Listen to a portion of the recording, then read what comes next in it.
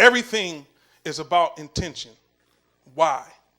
Even Jesus himself put it up in John 6:38. He says, for I have come down from heaven not to do my will, but the will of him that what? Sent me.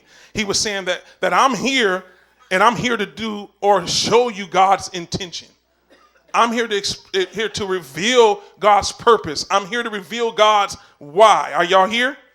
Amen. He says, mine is in the Garden of Gethsemane. He said, not my will, but thine will be done. In other words, not my intentions, but your intentions be done.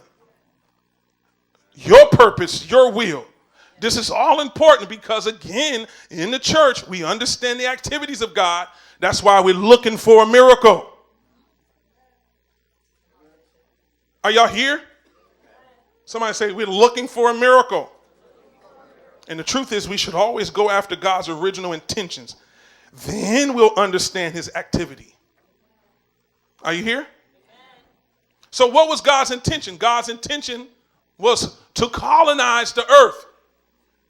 God's intention was to colonize the earth. Now, we struggle with this in the Western civilization in America because we don't have a good understanding of colonization. Okay, we learned about it in school, but we are in a democracy. We're not in a kingdom. In a democracy, you can vote. You have an opinion. And in a kingdom, the king rule is the rule. Are you hearing what I'm saying? You don't have an opinion who's in government. That's the reason why you need to understand when the Bible talks about making your election sure. You can't worry about if somebody else believes you're called or not. God called you. He didn't have a meeting and ask everybody's opinion about you. Y'all ain't gonna help me. He didn't ask him, do you think Rodney is qualified with the past that he has? He knew I would have the past, and yet while I was a sinner, he still died for me. Are you hearing what I'm saying? That's the reason why you have to be very careful that you don't get caught up in people's opinion of you and let it become your reality, because all you should be worried about is the intention of God. Why did God create you? What did he call you to do? And everybody else's opinion does not matter. So what was the intent or the ideal? Ideals are where? In your mind. And that's where intents are. So if you can't understand the ideal of a person, you want to understand their philosophy. Philosophy leads to theology. Theology leads to belief system.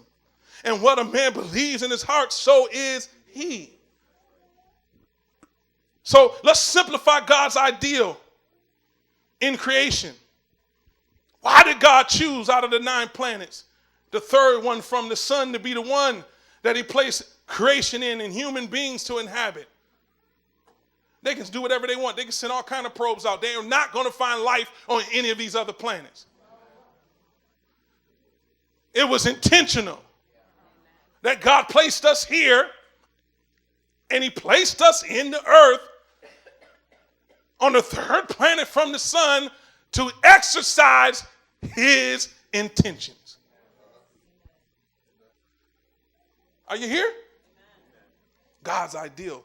His intent was to establish, y'all listen, an extension of his heavenly kingdom here on earth.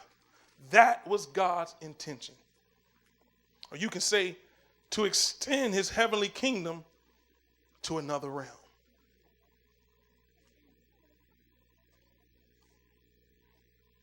First of all, let's establish this right in your notes. Heaven is a real place.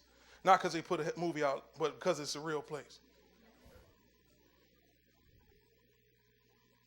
And for a lack of a better word, and you'll see why we're going to come to this over the next few weeks, heaven is a country. It is a place where there is life.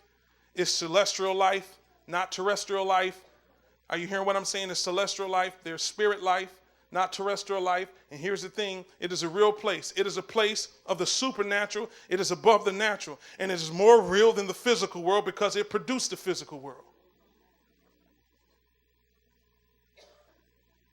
I said it's more real than the physical world because it produced the what? It produced the physical world. And think about it this way. That's why when God reveals things to you by his spirit and he confirms it with his word, you have to understand that's more real than what you're dealing with. That's why we don't look at what we see, because what we see is temporal. According to 2 Corinthians 4:18, it's temporal. We look at the unseen because it's eternal. It has no end. And so we have to get to a place where we understand that God is establishing his heavenly kingdom through us in the earth, and that what we see in the earth is temporary, and that what we know in the spirit is eternal. It has no end. And so we allow our lives to be dictated to by the spirit realm and not the natural realm, which is full of emotions and full of all kinds of things. We have to be allowing ourselves to be led by the spirit.